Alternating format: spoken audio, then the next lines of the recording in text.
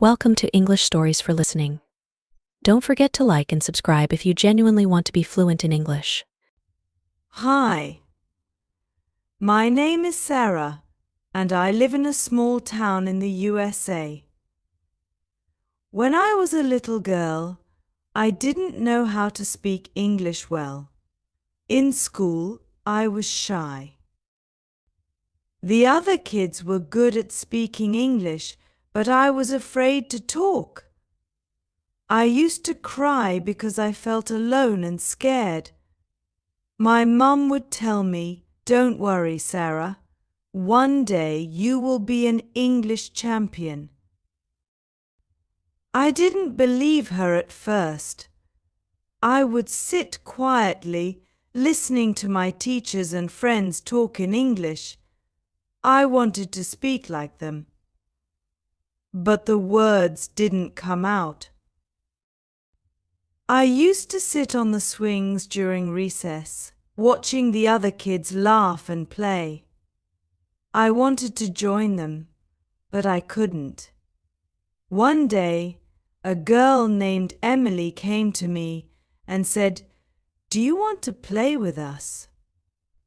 I was nervous, but I nodded. I didn't speak much, but she was kind. We became friends, and I started to feel a little better. One day, our teacher gave us a challenge. She asked us to write a short story in English. I was scared. I didn't know many English words. I sat at my desk, holding my pencil, staring at the paper. Tears filled my eyes. I didn't know what to write. My friend Emily noticed and whispered, "It's okay, Sarah. You can do it. Just start with one word." Her words touched my heart. I wiped my tears and began to write. Slowly, I found the courage to put down simple words. Like cat and dog, my sentences were short, but they made sense. When I finished, I handed the paper to the teacher. I was scared she would laugh at my story, but instead she smiled and said, "Well done, Sarah." From that moment, I realized that learning English is like climbing a mountain. It's hard, but every small step counts. I started practicing every day. I read children's books with simple words. I listened to English songs and tried to sing along. My mum would read bedtime stories to me, and I would repeat after her. It wasn't easy, but I kept trying. One evening, as I was reading a book, my dad came home from work. He looked tired. He had lost his job because he didn't speak English well. He sat down and said, "Sarah, I want you to learn English so you can have a better life." His words made me cry. I promised him that I would work hard and become good at English. That night I couldn't sleep. I thought about how English could change my life. The next day, I went to school with a new determination. I started paying more attention in class. I would ask my teacher questions, even if I was afraid. Little by little, I began to understand more words. I practiced speaking in front of the mirror. I would say, "Hello, my name is Sarah," over and over again until it felt natural. One day, our teacher asked us to do a presentation in English. I was nervous, but I remembered what my dad had said. I stood in front of the class, my hands shaking. I took a deep breath and began to speak. My voice was quiet at first, but as I kept talking, I grew more confident. By the time I finished, everyone clapped. I felt like I was on top of the world. After that, I realized that learning English is about practice and confidence.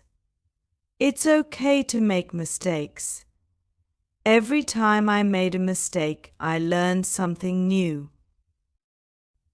My friend Emily would help me by correcting my sentences. We would play word games during recess, and I would laugh when I got the words wrong because I knew I was getting better. As the months went by, I noticed a change in myself. I was no longer the shy girl who was afraid to speak. I started making more friends. I would join conversations and share my thoughts. English became a bridge that connected me to the world around me. One day, our school announced a big spelling bee competition. I was excited but scared. I knew this was my chance to prove to myself that I had become an English champion. I practiced every day, learning new words and their meanings. My mum would test me, and I would try my best to get the words right. There were times when I felt like giving up, but I remembered the promise I made to my dad. The day of the competition arrived. I stood on the stage, my heart racing. One by one, the other kids were eliminated. It was finally my turn. The teacher gave me a word, and I spelled it correctly. I couldn't believe it. I kept spelling word after word, and soon I was the last one standing. I had won the spelling bee. Tears filled my eyes as I realized that I had become the English champion I always wanted to be. From that day on, I knew that learning English wasn't just about words. It was about believing in myself, even when things were hard. English helped me communicate with others, make friends, and become more confident. It opened doors for me that I never thought were possible. If you want to become an English champion, here's my advice: don't be afraid to make mistakes. Speak as much as you can, even if you're scared. Read books, listen to songs, and practice every day. Learning English is like planting a seed. It takes time to grow, but if you water it every day, it will bloom into something beautiful. After winning the spelling bee, something inside me changed. It wasn't just about the words I could spell or the stories I could write. It was the way English made me feel. It gave me a voice, a chance to express myself. I realized that I could now tell my stories, my thoughts, my feelings, all in a way that people could understand. One evening, I was sitting on the porch with my mum. The sun was setting, and the sky was painted in soft pinks and oranges. My mum looked at me and said, "Sarah, I'm so proud of you." "You've come so far," I smiled, but I couldn't hold back my tears. "I couldn't have done it without you," I whispered. She hugged me tightly, and in that moment I felt something warm in my heart. Learning English hadn't just helped me in school. It had brought me closer to the people I loved. But it wasn't always easy. There were days when I felt like giving up. I remember one time in class when we had to read a difficult story out loud. The words were big, and I didn't understand all of them. My hands were shaking as I held the book, and when it was my turn to read, I stumbled over the words. The other kids started giggling, and my face turned red. I felt so embarrassed. I ran to the bathroom and cried. I didn't want to go back to class.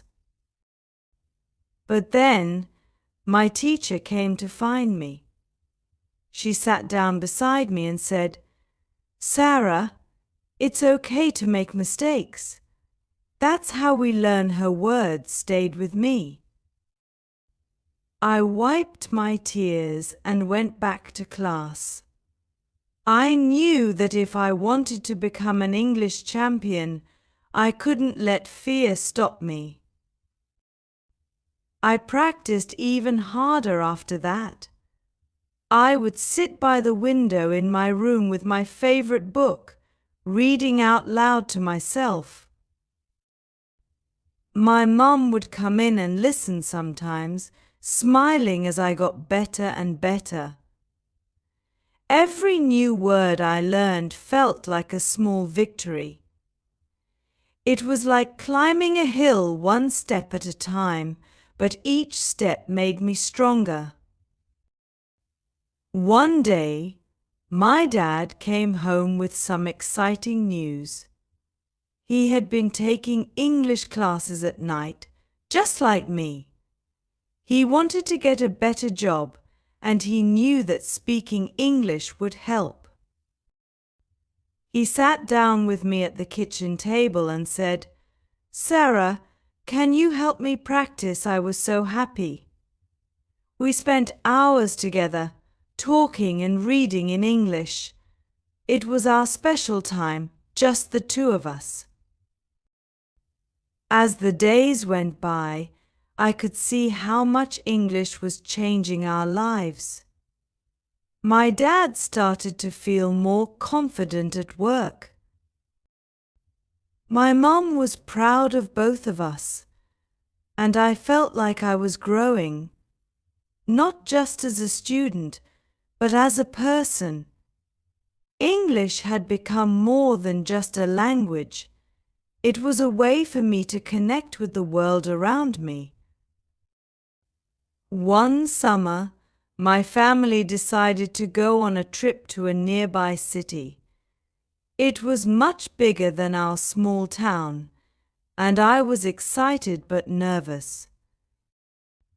There would be so many people, and I knew that I would need to use my English to talk to strangers.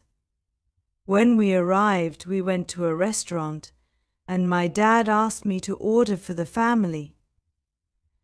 My heart was pounding as I walked up to the counter. I took a deep breath and spoke in clear English. The woman behind the counter smiled and understood me right away. I couldn't stop smiling after that. It was a small thing, but it made me feel proud. On the last day of our trip, we visited a museum. There were people from all over the world, and I heard many different languages.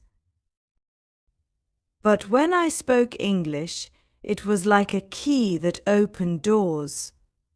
I could ask questions, learn new things, and share my thoughts. English had become my tool, something that helped me discover the world in a new way.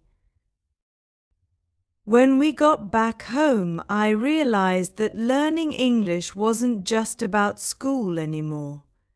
It was about life. It was about being able to understand others and letting them understand me.